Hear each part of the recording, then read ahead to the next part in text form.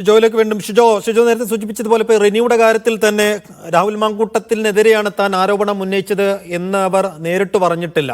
അപ്പോൾ ഇനി ഈ സ്വമേധയായി എടുത്ത കേസിന്റെ പുറത്തൊരു അന്വേഷണത്തിലേക്ക് ക്രൈംബ്രാഞ്ച് പോകുമ്പോഴും ഈ റിനി ഏതർത്ഥത്തിൽ ക്രൈംബ്രാഞ്ചുമായി സഹകരിക്കുമെന്ന ചോദ്യം അവിടെ ബാക്കിയാകുന്നുണ്ട്.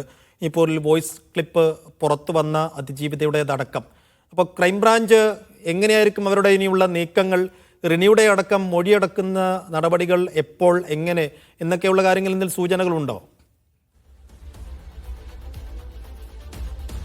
സൈഫുദ്ദീൻ, അന്വേഷണത്തിന്റെ അടുത്തൊരു ഘട്ടം എങ്ങനെയാണ്? ഇപ്പോൾ കേസ് എടുത്തിട്ടുണ്ട്, കേസുമായി ബന്ധപ്പെട്ടുകൊണ്ട് അടുത്തൊരു ഘട്ടം എങ്ങനെ നീങ്ങും എന്നുള്ളത് ഈ ഒരു ഘട്ടത്തിൽ ഡിസ്ക്ലോസ് ചെയ്യാൻ കഴിയില്ല എന്നുള്ള വിവരമാണ് നമ്മൾ ക്രൈംബ്രാഞ്ചുമായി ബന്ധപ്പെട്ടുള്ള ഉദ്യോഗസ്ഥർ സംസാരിക്കുമ്പോൾ അവർ പറയുന്നത്.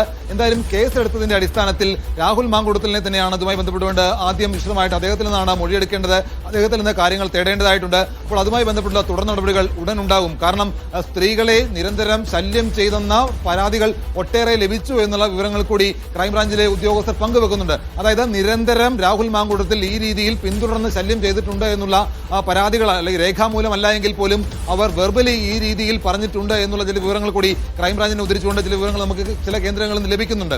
അപ്പോൾ ആ രീതിയിൽ ലഭിക്കുന്ന വിവരങ്ങളുടെ അടിസ്ഥാനത്തിൽ ഈ പറയുന്ന പരാതിയുടെ അടിസ്ഥാനത്തിൽ രാഹുലിനെതിരെ കേസ് രജിസ്റ്റർ ചെയ്തു. അതുമായി ബന്ധപ്പെട്ടുള്ള അന്വേഷണത്തിൽ രാഹുൽ ഈ രീതിയിൽ ചെയ്തിട്ടുണ്ടോ എന്ന് രാഹുലിനോട് തന്നെ ക്രൈംബ്രാഞ്ചിന് വിവരങ്ങൾ തേടാം. ആദ്യഘട്ടത്തിൽ രാഹുൽ മാങ്കൂട്ടത്തിൽ നിന്ന് ക്രൈംബ്രാഞ്ച് മൊഴി ശേഖരിക്കും. അതിനുശേഷമായിരിക്കും മറ്റ് നടപടികളിലേക്ക് കടക്കുക. അങ്ങനെയെങ്കിൽ ഈ പറയുന്ന രീതിയിൽ റിനിയുടേതടക്കം മൊഴി ക്രൈംബ്രാഞ്ചിന് രേഖപ്പെടുത്തേണ്ടതായിട്ട് വരും.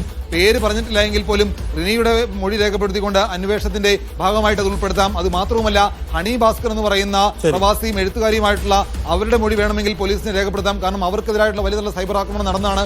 അങ്ങനെ നിരവധി പരാതികൾ ക്രൈംബ്രാഞ്ചിന് ലഭിച്ചിട്ടുണ്ട്. ആ പരാതികളുടെ അടിസ്ഥാനത്തിൽ കൂടിയാണ് രാഹുലിനെതിരെ ഇപ്പോൾ കേസെടുത്തിരിക്കുന്നത്. ആ കേസുമായിട്ടുള്ള അന്വേഷണത്തിന്റെ ആദ്യഘട്ടത്തിലെ വിവരങ്ങൾ ഇപ്പോൾ പുറത്തു പറയാൻ കഴിയില്ല എന്നുള്ള വിവരങ്ങൾ കൂടി ഉദ്യോഗസ്ഥർ പങ്കുവെക്കുന്നുണ്ട്. എന്തായാലും വരും മണിക്കൂറിൽ ഇത് സംബന്ധിച്ച കൂടുതൽ വെളിപ്പെടുത്തലുകൾ അല്ലെങ്കിൽ കൂടുതൽ വിവരങ്ങൾ ക്രൈംബ്രാഞ്ചിന്റെ ഭാഗത്ത് തന്നെ ഉണ്ടാകുമെന്നാണ് പ്രതീക്ഷിക്കുന്നത്. എന്തായാലും കേസെടുത്ത് എത്രയും പെട്ടെന്ന് അന്വേഷണം നടത്തി മുന്നോട്ട് പോകാൻ തന്നെയാണ് പോലീസിന്റെയും ക്രൈംബ്രാഞ്ചിന്റെയും തീരുമാനം.